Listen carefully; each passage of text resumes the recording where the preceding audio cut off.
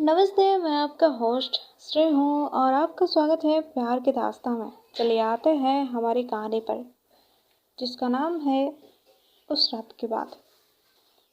रात अब सिर्फ रात नहीं रही थी, वो एक लंबी खींचती हुई जगह बन चुकी थी, जहाँ वक्त सीधा नहीं बल्कि घूम कर चल रहा था।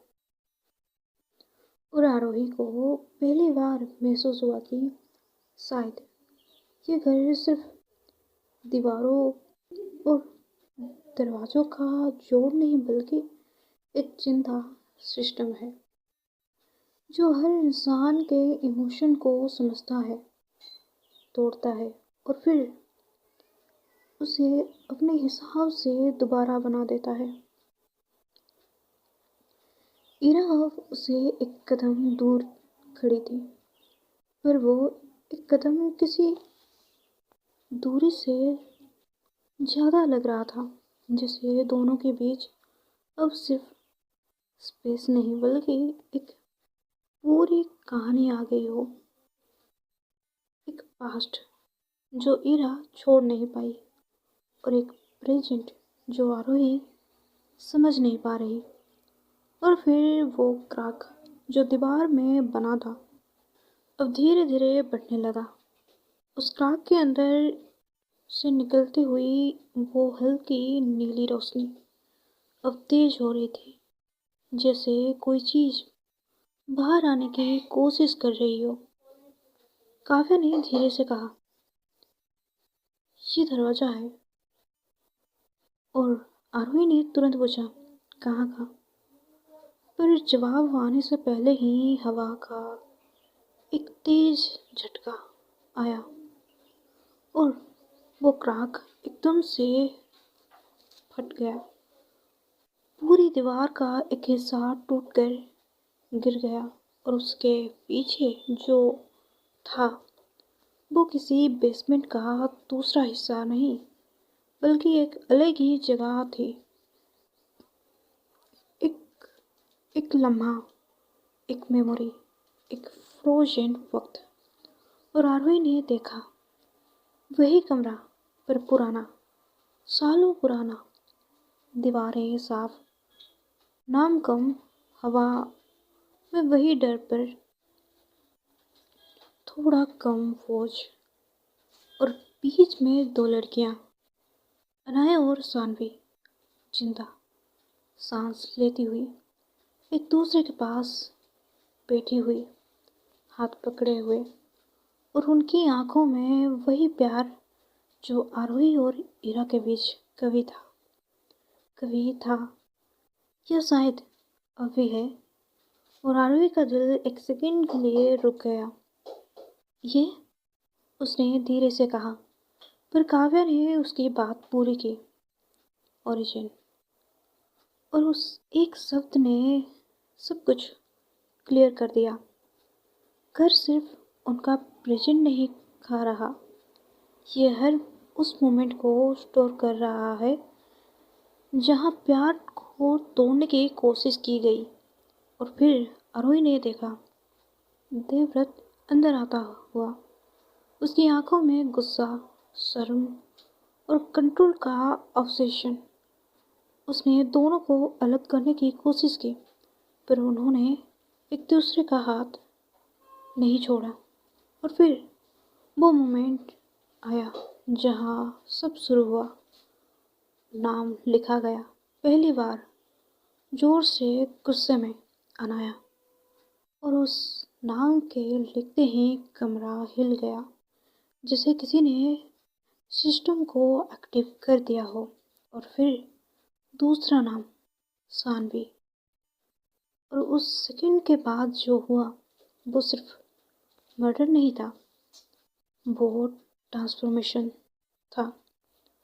हवा भारी हो गई, रोशनी डल हो गई और दोनों लड़कियों की सांसें धीरे धीरे रुक गई। पर उनका हाथ वो लास्ट मोमेंट तक जुड़ा रहा। और शायद वही कनेक्शन इस घर की पहली एनर्जी बन गया। आरोही ये सब देख रही थी, जैसे वो वहाँ खड़ी हो, जैसे वो विटनेस हो। और उसके अंदर एक अजीब सा मिक्स हो रहा था, डर, दुख और समझ, क्योंकि अब उसे समझ आ रहा था कि ये घर इविल नहीं बना, ये ब्रोकन प्यार का रिजल्ट है। और फिर सीन बदला, टाइम आगे बढ़ा। मेहर और इरा, वही पैटर्न, वही कनेक्शन, वही मिस्टेक। प्यार को बचाने की कोशिश में उसे और गहरा कैद कर देना। और आरोही ने देखा वो मोमेंट जब ईरा ने नाम मिटाया था, जब उसने सोचा था कि वो मेहर को आज़ाद कर रही है, पर एक्चुअली उसने उसे अपने अंदर अब्सॉर्ब कर लिया। और उस सेकंड से ईरा सिर्फ ईरा नहीं रही, वो मेहर का भी एक हिस्सा बन गई, एक इनकम्प्लीट प्लेजर, एक अनफिनिश्ड लव।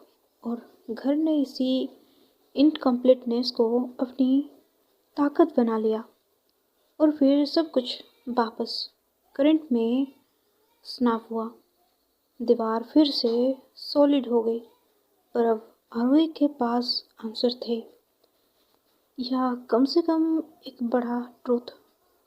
ये घर लोगों को नहीं लेता, आरोही ने धीरे से कहा। ये उनके बीच के प्यार को फ्रीज कर देता है। उस मोमेंट में जहाँ वो सबसे ज़्यादा वल्नरेबल होते हैं, काव्य ने हाँ में सिर हिला दिया। और जब तक वो मोमेंट कंप्लीट नहीं होता, ये साइकिल चलती रहती है। इरा अब भी चुप थी, पर उसकी आंखों में सब कुछ चल रहा था। वो अपने पास्ट को फिर से देख चुकी थी, और शायद इस बार उसने उसे पहली बार सच में समझा भी। पर समझना और छोड़ देना अलग चीज़ें होती है, और ये डिफरेंस ही उसका सबसे बड़ा स्ट्रगल था। तो सॉल्यूशन क्या है? आरोही ने पूछा। उसकी आवाज़ पहले जैसी नहीं थी, उसमें एक नया स्टेडीनेस था, एक नया कंट्रोल। काव्या ने सीधा जवाब दिया, कंप्लीटेशन। और ये शब्द सिंपल लगता है, पर इसके अंदर सब कुछ था। या तो तुम प्यार को कंप्लीट करो, या उसे ख़त्म करो। और ये लाइन हवा में लटक गई, भारी, डेंजरस। और उन्हें इरा की तरफ देखा, और इरा ने उसकी तरफ। दोनों के बीच वही सवाल, हम क्या करेंगे? और फिर घर ने इंटरवेंस किया, जैसे उसे पता हो कि ये मोमेंट इम्पोर्टेंट है। आवाज़ गूंजी, तुम दोनों एक नहीं हो सकते। और इस बार ये सिर्फ धमकी नहीं थी, ये एक रूल जैसा लग रहा था, एक सिस्टम कंस्ट्रेंट। आरोही ने धीरे से कहा, रूल्स ब्रेक होते हैं, पर उसके अंदर भी डाउट था, क्योंकि जो उसमें अभी देखा था, उसे लग रहा था कि ये सिस्टम बहुत पुराना है, बहुत डीपली रूटेड, और सिर्फ एक डिसीजन से नहीं टूटेगा।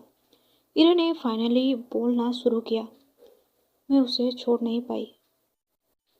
उसने धीरे से कहा, और शायद मैं तुम्हें भी नहीं छोड़ पाऊंगी। अरुण ने तुरंत कहा, तुम मत छोड़ो। पर ईरा ने सिर हिला दिया, पर अगर मैं नहीं छोड़ी तो तुम कभी फ्री नहीं होगी। और ये वो मोमेंट था जहाँ आरोही को समझ आया कि प्यार सिर्फ पकड़ने का नाम नहीं होता, कभी कभी छोड़ना भी होता है। और शायद वही वो कंपटीशन है जिसके बारे में काव्या बात कर रही थी। पर क्या वो ये कर पाएगी? क्या इरा कर पाएगी? और सबसे बड़ा सवाल, क्या घर उन्हें ये करने देगा? और फिर अचानक से वो नीली रोशनी फिर से एक्टिव हुई, इस बार और तेज। और उस रोशनी के अंदर से आवाज़ आई, सॉफ्ट फेमिलियर इरा। और इस बार आरोही ने रिएक्ट नहीं किया, उसने बस इरा को देखा, क्योंकि अब ये उसका टेस्ट नहीं था, ये इरा का था। और इरा फ्रीज हो गई। उसकी आंखों में वही पुराना दर्द, वही लॉन्गिंग, वही गिल्ट। और उस मोमेंट में आरोही ने समझ लिया कि ये फाइनल बैटल घर के अगेंस्ट नहीं बल्कि ईरा के अंदर चल रही है। और शायद उसका रोल सिर्फ इतना है, वेट करना, होल्ड करना, और जब वक्त आए तो सही चॉइस लेना। पर क्या सही है, ये अब भी अनक्लियर था। और दीवार पर धीरे से नया लिखा उभरने लगा, कंप्लीट द स्टोरी। और ये कोई इंस्ट्रक्शन नहीं था, ये एक डिमांड थी, एक चैलेंज, एक वार्निंग। और आरोही ने धीरे से अपनी आंखें बंद की, एक गहरी सांस ली। और उस पल उसने फील किया कि वो लड़की नहीं रही जो पहले दिन इस घर में आई थी। वो अब ज़्यादा स्ट्रोंग थी, और उस स्ट्रेंथ का प्राइस भी था उसकी इनोसेंस, उसका सिंपल ट्रस्ट, और शायद उसका खुद पर यकीन। और जब उसने आंखें खोली, उसने ईरा की तरफ देखा और धीरे से कहा, इस बार कहानी हम लिखेंगे। और पहली बार घर चुप हो गया। तो ये पार्ट यहीं तक, आगे जाने के क्या होगा। राधे राधे।